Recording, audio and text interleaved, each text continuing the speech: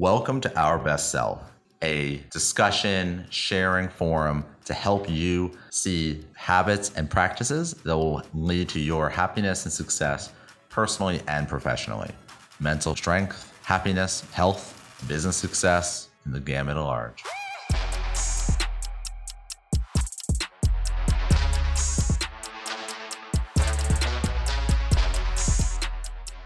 How do you be productive and creative? There are three things I believe that will help you become your most creative, empower you, and help you if you are trying to build something, maybe you're trying to draw something, maybe you're trying to record, you're an artist. Whatever it is, we're going to focus right now on how to be productive either on your own or to be creative in a team environment. This is going to be great if you're an individual, an entrepreneur, part of a team, or a leader. So the three things we're going to focus on as our mantra go down to: we need to work, and then we don't need to work. We need to dream, and then we need to create. We need to just start. And I think when you bring these together, it empowers you at a broad scale and has been proven very powerful to myself and to those that I work with that desire to be productive and creative. My background is I've so far published 4 books, been with John Wiley and Sons, the publisher, have spoken and have really had lots of lessons and a lot of opportunities to create and produce, either on a product in the professional sense or simple, small works. And I want to share my insights that I believe will help you tap your potential. And these can be very simple, or we don't need to be fancy. But the first thing we need to do, if you're going to write or you're going to create, I need you to enjoy the process. Creating should be pleasant. We should be in an environment where we're productive, where we feel inspired, or it's just a good vibe that helps us move forward. Second, we need to meet ourselves. I mean, we don't want to try to match a standard or pop culture kind of way of working. There is no romantic, this is how you write. You grab a typewriter and you find a cabin and you write a book or a novel. There is no defined moment like that. There is yourself and what you need to achieve the productivity requirements that you are trying to deliver on. Finally, are we doing it alone or are we doing it together? Creating and working is a process. It's built with others. There's fine ways that we can win together, but at moments, and especially on passion projects, you're on your own. Even on a team environment, you depend on each other to work independently, to bring together your talents and your resources to multiply the group. So when I enjoy the process and the experience and the space, it's easy to embrace what I'm after. It allows me to create. It allows me to build. So let's break it down. My process for writing and producing. Now, when I'm writing, it is either Medium articles, it's either for the next book, or more than likely, it is for my community and my work environment. I'm driven to create and deliver content that helps people. So my first thing that I look towards is the space I'm in. I want to write where I am familiar. That might mean a coffee shop that I frequent or a corner office someplace tucked away. My mind has to be in a good place.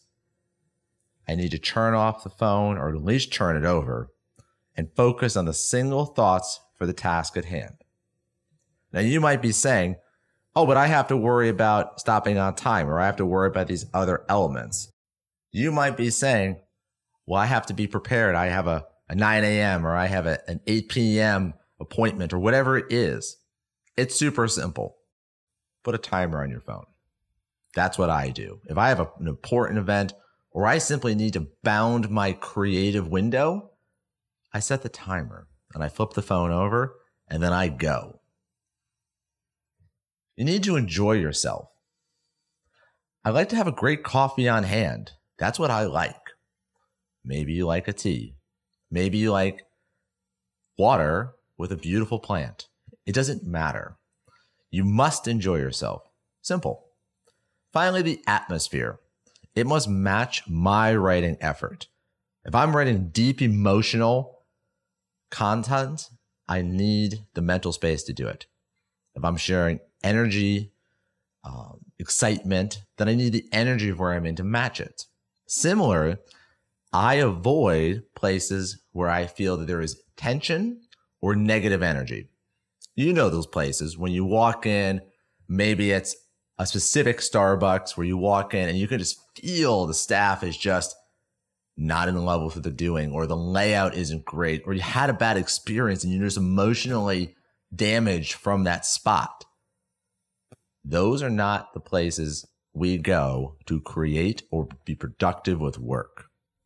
Ultimately, I have to react and appreciate what I have on hand and create. And you should too. Let's not judge or try to steer where and how we work. Just cherish the moment and go ahead and produce. As a balance to this, it allows us flexibility and capacity and capability to produce.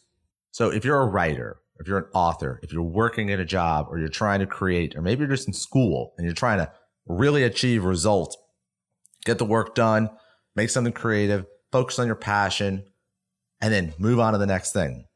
Those are great. Those are all fantastic motivations. But you must build your flow.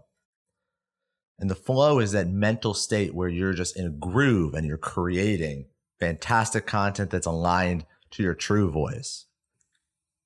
To achieve your greatest creative potential for all endeavors, you need to first give yourself permission to start creating. Just start. Don't be fancy. It isn't about tools or equipment.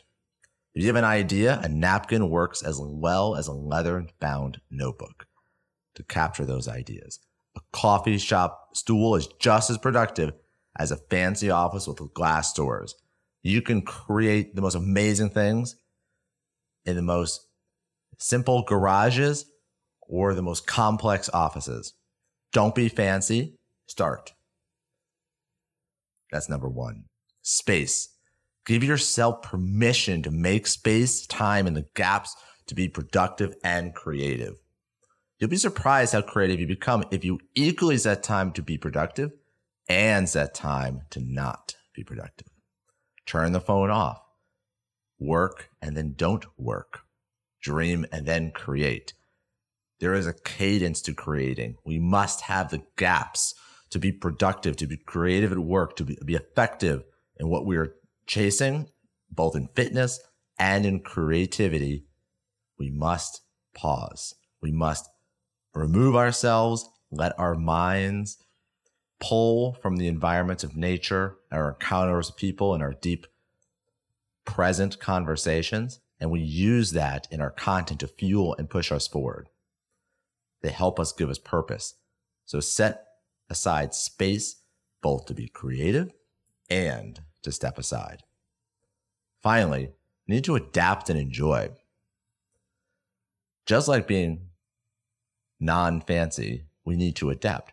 My methods continue to evolve. Sometimes I use paper. Sometimes I use notebooks, scribbles and doodles, videos, podcasts, books, presentations, more wireframes for apps, whiteboards. They're all the same to me. They all begin as a blank canvas, which, interesting enough, is just like you and me. We were born as a blank canvas. We picked up ideas. We began putting them in the world. Every time we begin with a blank canvas, we need to cherish that as much as the completed piece. The anticipation of what is to be revealed is the joy of every creator. And the process of doing it, that is where our passion grows and exists. This is how I am able to find my creative flow, set a workspace and atmosphere to succeed, and being self-aware as to how that impacts my creativity. Bringing these together will allow you to be an author, an excellent team member, a very productive creative worker, whether you want to create music, art, maybe you're a technologist, maybe you're building apps, you're a programmer. All of these areas depend on your creativity, having the space, giving yourself permission to create, and then moving forward. Use this information, apply it, transform it to yourself. And I really am so excited to see what you create using this framework in a version that is yours.